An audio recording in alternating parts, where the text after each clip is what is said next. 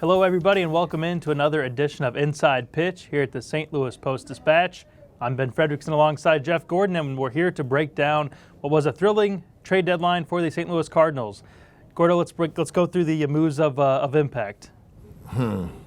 Yeah, I don't know. Well, there's no more Jed Jerko, so there's that. Yeah, well, the Cardinals did trade Jed Jerko to Los Angeles for a pitcher who's injured and will not pitch for them this season and will be a free agent after this season, and managed to cut some payroll in doing so. And also, hey, gave the Dodgers, who's your National League competitor, a bit of a pat on the back by taking some luxury tax complications off their shoulders. So that's about it. Some minor moves, some Hail Mary passes on some relief guys who are getting phased out of the game, and maybe that comes to help the Cardinals down the line. But look, this was a trade deadline that's going to be remembered for its disappointment if the Cardinals don't get to where this team said it wanted to go. The Cardinals told their fans that this team was built to win the division.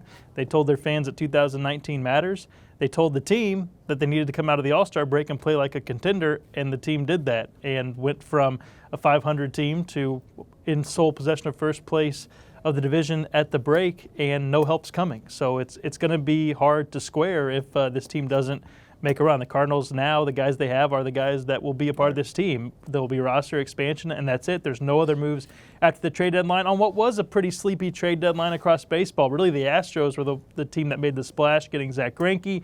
But after that, it's more about moves that were not made. Some of the big starting pitchers stayed put, and some of the teams that were really in contention stood pat. Now, the Cubs got better. The Cubs made moves. The Brewers got better. The Brewers made moves. The two teams the Cardinals are competing against made moves while the Cardinals didn't do much.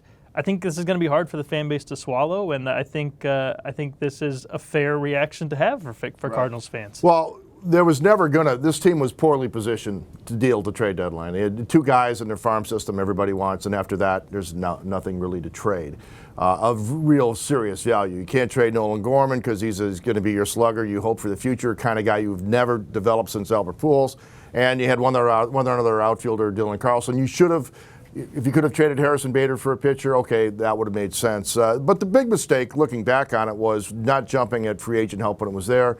Dallas Keuchel was there for the money, didn't go get him, and you knew you were poorly positioned to trade. You knew what your farm system looked like. You knew your situation, and you passed on a chance when the opportunity was there. And they missed that, and they weren't able to undo that mistake at the trade deadline. I think the bigger conversation here is the Cardinals' message.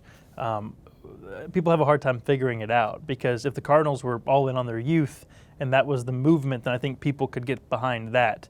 But then they go and give Matt Carpenter an extension, and then they go and bring in Paul Goldschmidt, who's a great player, but also an older player, and give him an extension.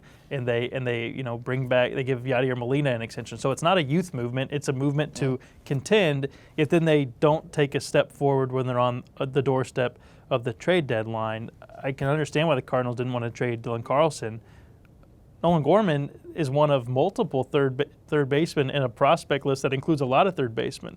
At some point, to get, you got to give. And I think the Cardinals had a clear need. We've said it for a long time on the show. The starting pitching is there. Innings are going to become an issue. They already are for this team for the rotation. How are the Cardinals going to find a way to deal with it? TBD. After the trade deadline, no help from the outside will be on the way. We'll see how they handle it, and we'll see if they can keep pace in a more competitive National League Central today than it was before the trade deadline. For Jeff Gordon, I'm Ben Frederickson. Keep it locked at STLtoday.com for all of your Cardinals coverage. We'll talk to you next week.